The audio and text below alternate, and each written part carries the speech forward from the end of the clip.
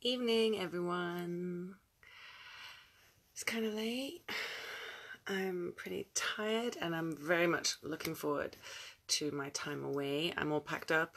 I'm ready to go. I'm going to London tomorrow to have an amazing experience with 3 siblings that are going to have heart retrievals and an aura adjustment. So I'm very excited about working with like a whole family. I think they're probably even more excited than I am. I just feel really blessed that they've invited me to work in that way with them. And so that would be, you know, the heart retrieval is kinesiology based, and the aura adjustment is because one of them is an indigo. So, and she's had her heart retrieval already and had such a huge shift with it that she wanted all her family to have it. And I have to say that in the last 3 weeks, I mean, it's always been like this for years really, but the last 3 weeks, the sessions that have been happening, many of which are on Skype and some in person, we have been shifting so much ancestral patterns. I think I was trying to add it up before, and I think that with each, you know, adding up all the sessions I've had, I've been participant in clearing 189 generations of patterns such as I'm not good enough, I don't know, there isn't enough, you know, like scarcity, lack, trauma, fear, all that stuff. And it, you know, we pass it down in our ancestral line. And working this way with clients means, with the kinesiology work, means that you can muscle test, like, okay, so we found this pattern and it's affecting the ancestral, it's part of your ancestral kind of makeup.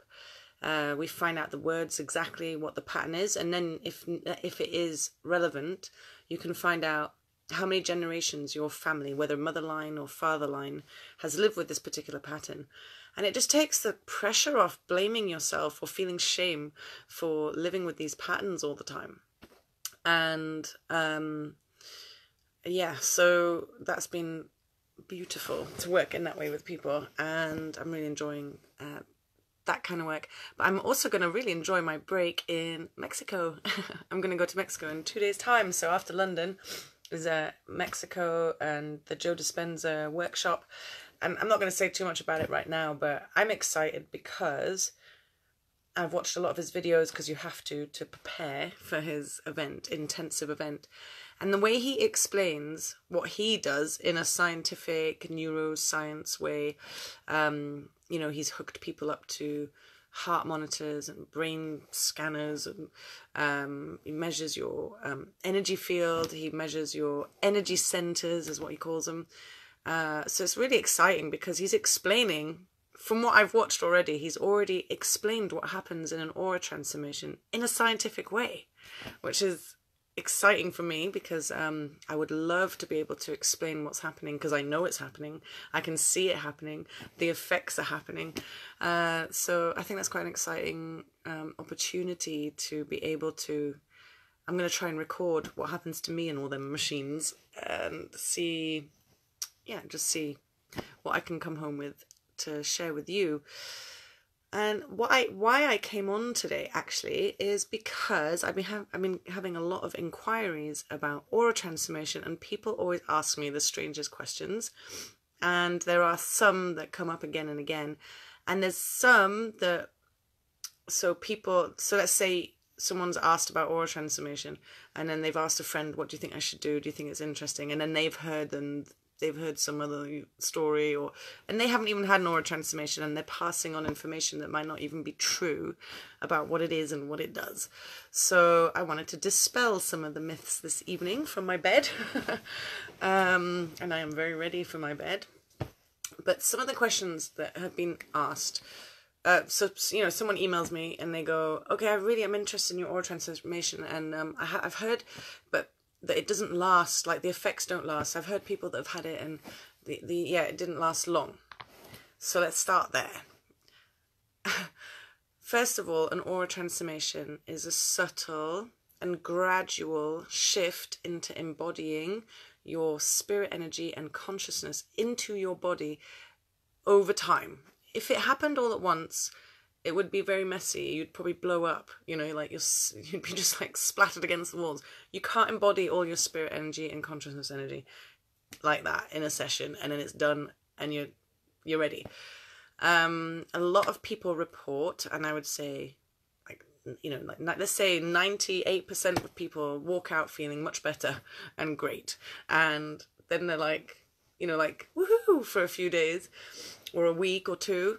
And I see that part as your system, the aura transformation crystal energy is showing you this is where you will be when you are balanced. You know, this is how it will feel eventually once you've fully crystallized and you know, you've found your ultimate level of balance in your system. And then people experience, maybe it feels like the effects lessen, or that maybe they even feel worse for a bit. And that is because all of your old patterns and your old like energy that's in your cells and your body, your ancestral patterns, your karmic information, emotional baggage, learned behaviors, stuff you've picked up from our culture and society, traumas and shock, all that information that's been stored in your aura and your body and your cells has to start lifting off, has to start coming up, to come out of your system, to make room for your spirit energy and to really be embodied in your body.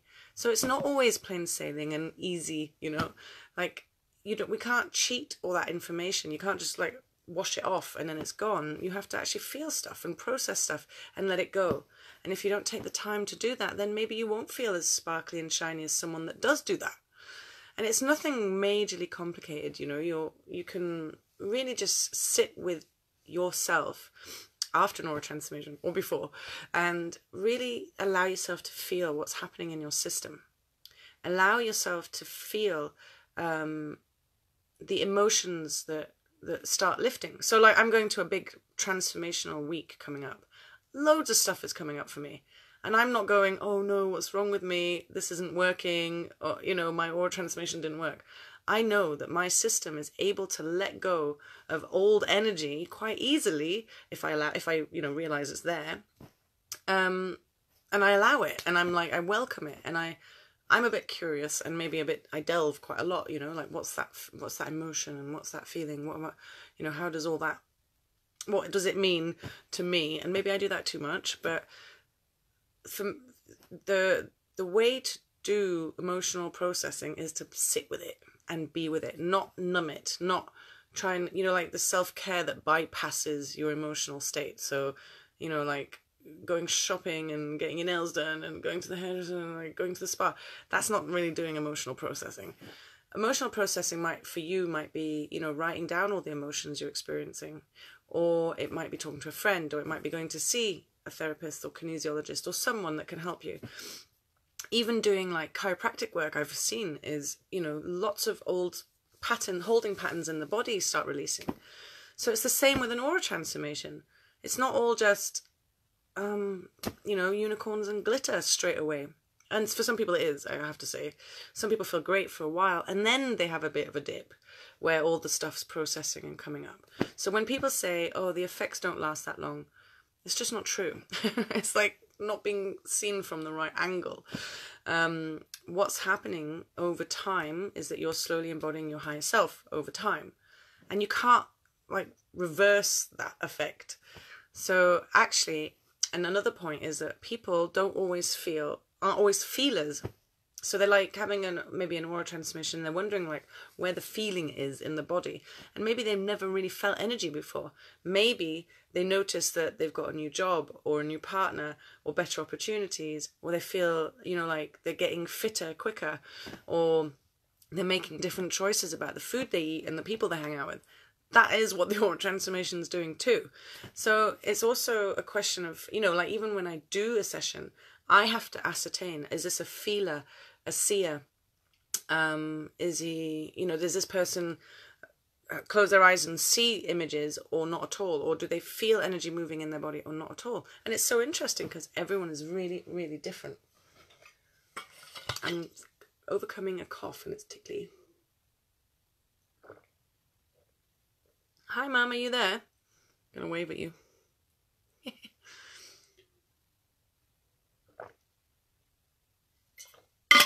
Hi Josie. Hi Neil. So that's one of the myths I wanted to bust about this. The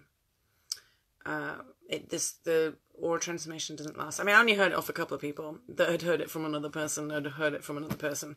So, I mean, that's not really great information to be passing around when it can have such a profound effect on your life. I mean, most people that have an aura transformation or train in it, they just wish everyone in the world could do it, because it's such a relief to be unplugging yourself from the matrix energetically. That's literally what's going on. Like one of my colleagues, Andrea, said that the other day. When you aura transform someone, you're unplugging them from the matrix. We're dissolving the old aura, which has all the astral body, which has like the universal plug socket to anything to plug into your energy field. And it serves to connect you to other people's energy. That's what the old aura does. The old aura is becoming more and more damaged, or struggling more and more in the times that we're in. So having an aura transformation is an opportunity to actually just be more in line with the energy and the consciousness of the young people of today, and is just surrounding the planet. The whole planet's awakening, and aura transformation is part of that movement. So another thing with the aura transformation is that it's not going to make you not you. It's going to make you more you than you were before. But when you're in the new time energy, it's about finding balance. It's about being your truth. It's about being radically honest with yourself. You can't, and you have to be transparent. If you sit there and don't process what's coming up, and you don't admit to yourself truths that are, coming at your face, then it's going to make life difficult and foggy again. So yeah, I think that the reason why I had such an incredible transformation in my life was because I really sat with all of my stuff, and I would not get up until I had cleared and faced and cleansed and purified all the things I wasn't proud of, and all the things that I wish hadn't happened. I faced everything and became radically honest with myself. And I really, wish that everyone would do that alongside the aura transformation, to make it as sparkly and clear and easeful as possible. There's also like energy exercises that we teach, and we do crystal gatherings once a month. And keeping up with that obviously makes the experience so much better for you too, But it still works if you don't do those things. What else have we got? I've written a list of questions people ask me all the time. Where's this list? So someone said, I have like 52 chakras, so how does an aura transformation work? And then you only end up with one. So the traditional old aura model has 7 chakras, they say, and and they correspond also to energetically, but to the physical body. There's the nervous system, and it has all these different centers within the nervous system, and the endocrine system has areas in the body that correspond to the chakras. Great. I still have an endocrine system, and I still have a nervous system, so therefore I think that I do have energy centers in my body, and this is what Joe Dispenza's helped me understand. I do have centers in my body. I do have a physical body that communicates with the world out there, that I create, I ground, I can connect, but I don't have 7 chakras in my aura. I have one big heart chakra in my energy field. That's where I think the distinction is made. So yeah, that's something I've been learning from watching all the science behind what Joe Dispenza says.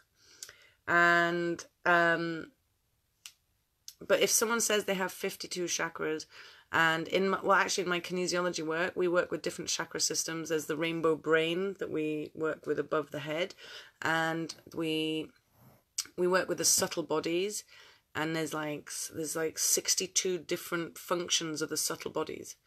So how do you align that with an aura transformation information? And to be honest, how I see it is that energy is not material. Trying to put a flag and a pointer in an energy field and get the whole world to agree on what that means there and what that is there. It's quite impossible. And I think that we all have to have these kind of simplified systems and markers so that we can navigate the subtle world or the energy world. So people may be working with 52 chakras, or working with 7, or working with 62, or working with different energy areas of the system. But I think that we're all kind of talking about the same thing at the end of the day. All I know for 100% sure is that when you have an aura transformation, you are simplifying your energy system. And instead of having leaks and holes and tears and stuff plugged in and astral bodies and entities and planets and karmic bonds with people and old stories that you've had maybe many lifetimes, instead of having all that going off in your energy field, the aura transformation is like a shift into a different dimension, and it's really giving you a new boundary, a new edge, and the 7 chakras in the aura merge into one big simplified chakra. It's almost like the new aura is one big heart chakra, and it does feel so much simpler to me. All the things I just listed do not happen to me anymore. I don't have to protect myself all the time. I don't have to open and close chakras all the time. I don't have to have nightmares every night of these strange things attacking me in my sleep. I don't have the same emotional ties and bonds to not only material stuff, but old stories in my life and old traumas. All that is cleared, and it gave me like a step up and an expansion of consciousness, an expansion of heart, which allowed me to heal all those old stories and to let go of so much. So when I do work with kinesiology, I still work with the subtle bodies, like the motivational body, the blossoming body, the connection to the what else is that? I'm trying to think, like antenna in the energy field. All that is describing all the different functions of an aura. I still have an aura. I still have a body. All those functions still exist. But in terms of explaining an aura transformation, I'm sure, Annie Senov's books are really good to explain what is going on. With an aura transformation, it's like really hard to describe energy stuff.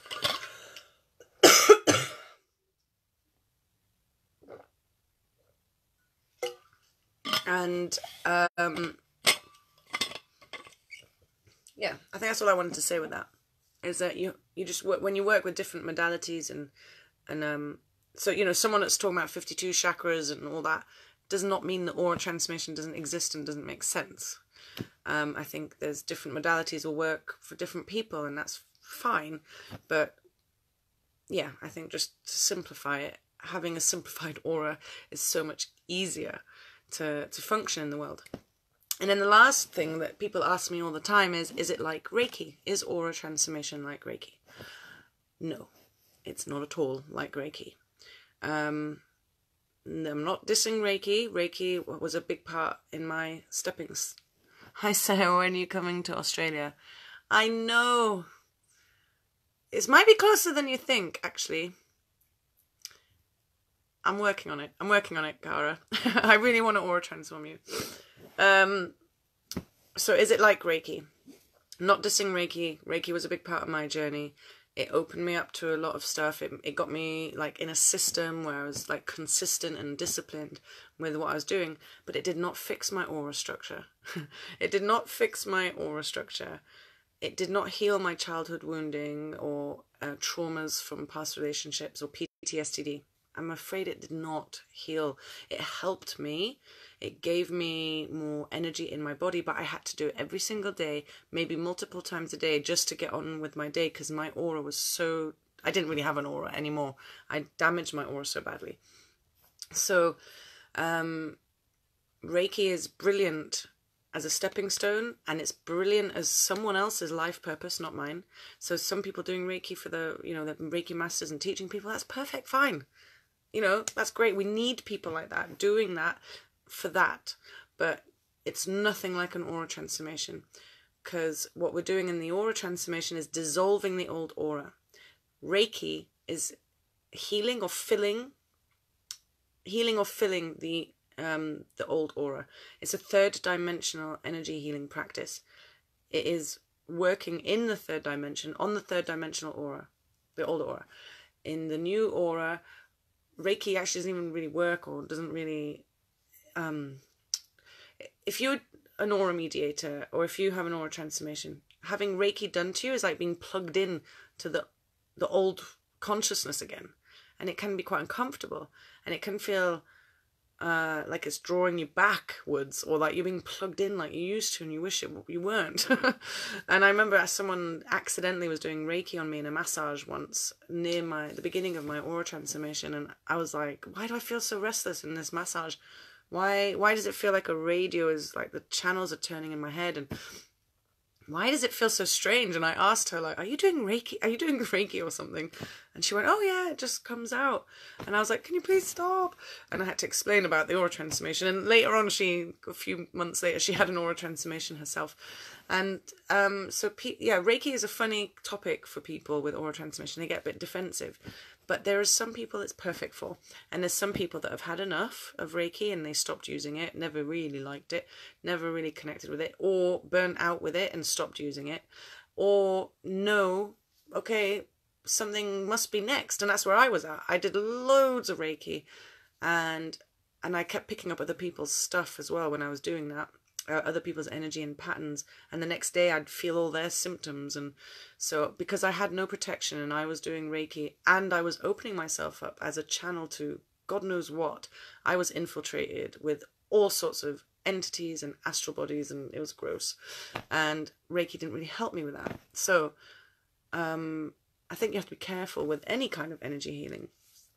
So no, it's not like Reiki. And it's not like Reiki because the new aura brings you into the 5th dimension. So it's already like a slightly different dimension that you're working from energetically. And an aura mediator does not open themselves up to, the universal life force or anything like that. It's working with the crystal energy, the Venus, love, intelligent, balanced energy. And aura mediators are like a source of that energy. And it comes like through them rather than opening to the universe and to anything to plug in. So there's quite a lot of distinctions. It's quite hard to explain sometimes. There are people that have always done Reiki, and then they have an aura they become aura mediators, and then they carry on saying that they're doing Reiki. They're not actually doing Reiki. They're not actually doing Reiki anymore. They might be using the symbols, and they might be they might be using the symbols, and they might be doing all the thing, but their energy field is in a different space than where that comes from. So they're actually doing energy healing, and maybe they're even doing crystal energy healing or new time energy healing or some kind of energy healing, but it's not really Reiki anymore. And if they're forcing their system back, so if someone aura transformed is forcing themselves back into that 3rd dimension and that consciousness and that energy practice, they're probably not going to feel amazing like someone that just goes with the new time. When you enter the new time energy, you have to face your old ways of thinking and think, is this going to work in the new time? Probably not. Just really have to come to being honest, transparent, truth, and balanced in all their relationships, in all their thoughts, in all their feelings, in everything they do. There has to be balance and truth and honesty. Otherwise, you won't feel great. That is it. Hi, Rob. I might be seeing you in person very soon, which is very exciting. I've known Rob for it can't be 2 years, maybe 1 year. And we talk all the time, and we're still not met in person, but I might make it happen. I'm just having like a little tired rant, Rob, about all the weird questions people ask me all the time. Just to do with the aura transformation, like how can they have one chakra if after an aura transformation, if they've been working with 52 chakras, or they've heard from someone that heard from someone that heard from someone that the effects don't really last. And is it like Reiki? So I think I've answered all that now. I think I'm going to get in my bath and have my sleep, and then I'm flying off for a few weeks. Let me see if there's anything else that wants to come. Yeah, so I think aura transformation is there if you know that you're lacking protection in your energy field. You feel everyone's stuff. You feel like you're expanding and awakening faster than your body can actually handle. So like, you know, it feels all a bit overwhelming. If you just feel like you've been people pleasing and doing everything that everyone else wants forever, and maybe even for generations of that kind of patterning, that's where in the aura transformation, you're going to regain your true self and really push away what is not you and really make room around yourself and added protection so that you can really learn about boundaries as well. You will learn about boundaries if you have an aura transformation. It can be an absolutely amazing way to work with people. So if you were to train as an aura mediator, the next training is in March 26th to 31st in Exeter, probably, with Johanna Sari. So that's fun. She's coming back. And soon I'll be doing these trainings on my own. How exciting. And I'm doing aura transformations as of January now, because I'm away. And I'm starting to take bookings around the 8th of January, and that week's already filling up, and my week here in December is already full, so that's gone. And then I'm planning to come up to Lancaster mid-February, around the I think 17th to the 21st. So if you're up north and you'd like a session, you better let me know quick, because they go quick. What else is there?